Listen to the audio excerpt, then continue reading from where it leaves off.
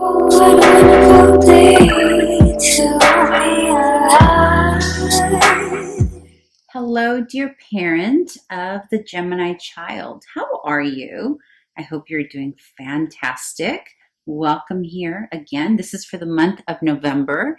I hope you've all had a wonderful October. And just as a reminder, you are all welcome here for all age ranges. So some of you are here for itty bitty babies, and others of you are here for teenagers and everything else in between. You are all welcome. And also, my readings are not gender specific, so please make sure to modify and adjust the gender to how it best resonates for you and your little one and your household. Let's get started, dear parent. Also, please remember, if something doesn't resonate this month, then just, take what resonates, leave the rest. It's not going to be for you every month or your kiddo every month, because it's a very general reading, right? So, okay, with that said, let's begin with what Gemini is experiencing here in November. We got quite a few cards here. I usually don't take so many cards here, but I felt like they all made sense. So here in November, there's a feeling of lightness, if that makes any sense, or like a buoyancy type of feeling. Almost like maybe little Gemini is floating a bit. There's a sense here that little Gemini is definitely feeling grounded wherever he or she is. And at the same time, maybe having a little bit of difficulty in terms of gathering some courage somehow. So there's a feeling here that maybe this buoyancy or this energy of, yay, all is great in the world, right? All is wonderful. It's like this is the luminary in this deck, is a very spiritual card. It's a very enlightened card. It's very auspicious. It's very abundant. And there's this feeling of, feeling elated. However, there's a sense as I'm reading this that this elatedness is happening in order to avoid or withhold or having to go through with something that requires courage and bravery. Or it's almost like you may have a child here who maybe is supposed to present, right, something in the front of the classroom, or maybe a show or a performance, or there's some kind of performance here. It can be athletic, it can be anything. And yet there's almost like a distraction of kind of floating, going, where the wind, going with the wind, that kind of feeling. But it's not so much because they're really, truly in that feeling. It's because they're holding back. And it's directly related to how they see themselves, their self-esteem, self-worth, self-value, right? Because it's connected to the pentacles. And then we have strength here in terms of what's being withheld or what's being avoided. So it's very interesting, because it's almost like for you, the parent, or anyone, the teacher or a neighbor, they might look at this and think, oh, little Gemini is doing just fine. Look how elated he or she is. Oh, all is great. But if you really look, what are they maybe not doing? What are they distracting themselves from? Or maybe what is an external factor, person, or maybe even friends distracting from? Because whatever is going on here requires courage and bravery. And then with the other deck that I'm using here, we've got the Hierophant and the World, which is interesting because the Hierophant comes up later in your advice, which we'll get into it. But here the Hierophant can represent a few things. It can represent a teacher. It can represent a spiritual teacher. Like, so for some of you who have your child in some kind of spiritual program, maybe that's why the luminary came up, but maybe this is related to that, or maybe there's a shift in that in the family dynamic. But nevertheless, the Hierophant is about there's something here about potentially a teacher or a mentor or a guide. Also, though, sometimes Hierophant, not sometimes, but many times, it represents traditional things like marriage and corporate and like the CEOs and our bosses and whatnot. I'm going to kind of be brave enough here and say that this Hierophant may potentially represent a marriage or a union of someone that they are related to here. It can also represent a mentor, a teacher, but whatever it is, whether it's a union of someone else or if it's a teacher, there's an ending that's come here with this figure, whether it's an actual teacher. Maybe that's what it is. Maybe they're not allowing themselves to be, or they're like withholding how they really feel about the situation, right? Like there's the feeling here of withholding. So maybe here, they're kind of almost floating and not admitting that they're maybe hurt that whatever this is ending. So this could be a teacher that they once loved that is no longer, they have completed their assignment, right? Because the world is about completion. It could be your marriage to your parent, to either his or her. It doesn't even have to be a marriage that you have with his or her other parent. It can just be a marriage you have with another individual, or a union or something structural, right? It can even be corporate, because remember, this is from the child's observation, right? It's what they're observing, it's what they're experiencing. So they're observing something coming to an end. There's a finality here. Okay, now for others of you, quite literally, this is about traveling somewhere across the country or away or outside of the country to do something spiritual. Okay, this can be a retreat. This can be,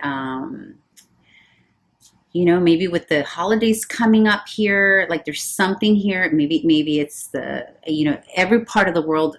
There's so many different things we're celebrating, right? So depending on what you celebrate, what your family, your culture, your religion, your beliefs, there's also quite literally an indication here of traveling to do this thing, whether it's a retreat, going to a church, a mission, that kind of thing. And actually that would make sense, right? Like going to some kind of mission during the holidays to help others and whatnot. But in any case, there's something here that little one is sort of holding back, feeling grounded though, while this is happening, feeling grounded yet floating. I hope that makes sense. It makes sense to me, and I think it will to you if you're experiencing this. Okay, so let's move on to a potential conflict, which is here. Conflict or challenge that little Gemini may be facing. And we got the Tower, the Lovers, Ace of Cups, and the Empress. So I think a potential big shakeup here, because that's what the Tower is, a big shakeup potentially is maybe one of the parents has a new love, right? Ace of Cups. Maybe there's a new woman or a new Empress.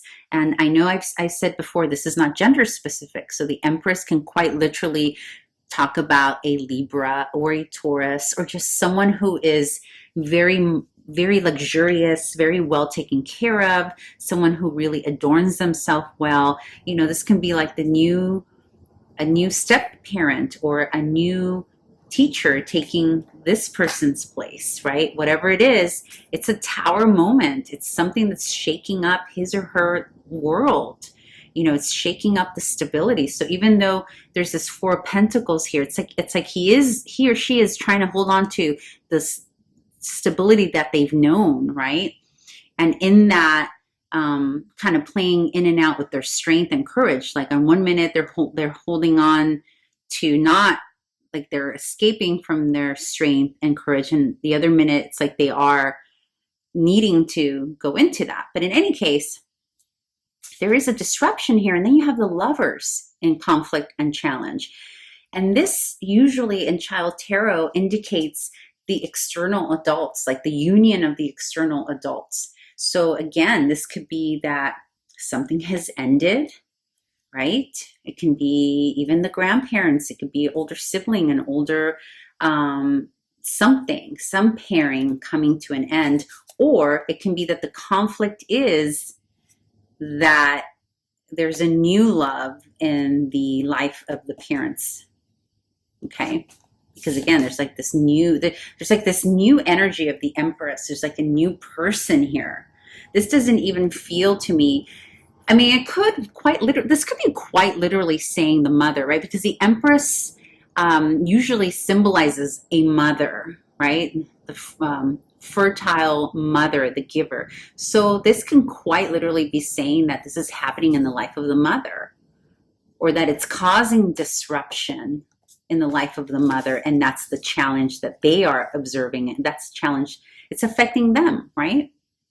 This new love, this new union, this disruption potentially to the household or just externally, right? There's definitely something coming apart here. There's something shifting. There's an energy here that's changing. And then we have the advice cards for you, dear parent. And we have the 9 of Coins, the Death card, the Hierophant again, and the 6 of Swords. So I feel that there is a moving away from something traditional, or going towards, again, this could be going towards something traditional or a mission, or moving away because of a new marriage or a new, it can even be like a corporate position, right? But here's another thing that's interesting is that you got the Hierophant twice. You have the 6 of Swords, which is a movement card. And you got the 9 of Coins, which for me is very reminiscent to the Empress card, which you got over here. It's very similar, right? This is about a change in a person's life, sometimes female, not always, that's made them become, because you have the Death card. So this is a dying of one way of being to become another. So you may have, for whatever reason, been forced to now become single and on your own, doing your own thing. And that is, remember, this is in the advice card. So it's almost like Spirit is saying, yeah, allow your child to see this transition take place and see you, the parent, become independent and fierce and able and capable to take care of whatever needs to be taken care of.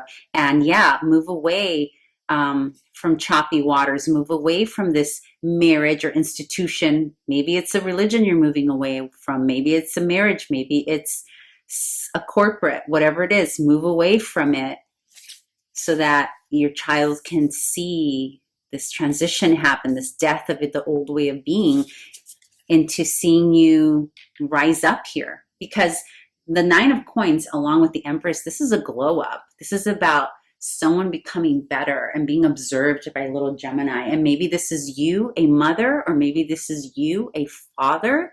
Maybe it's your sibling, a guardian, a step parent, whatever it is. There's something here. The advice is to move forward with taking care of yourself, so that, because it also affects little Gemini, right? Whatever you do for yourself as a parent, the death of the old way of being, moving away from that and moving, potentially either moving towards a marriage, towards a spiritual retreat, or you could also be moving away from, right?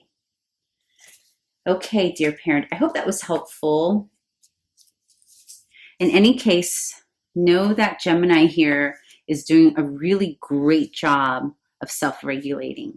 Okay, this is a very nice combination of self-regulating and very observant. You have a child here that's very self-aware, very aware of his or her environment. They know what's going on. Even if you think they don't know what's going on, they definitely know what's going on.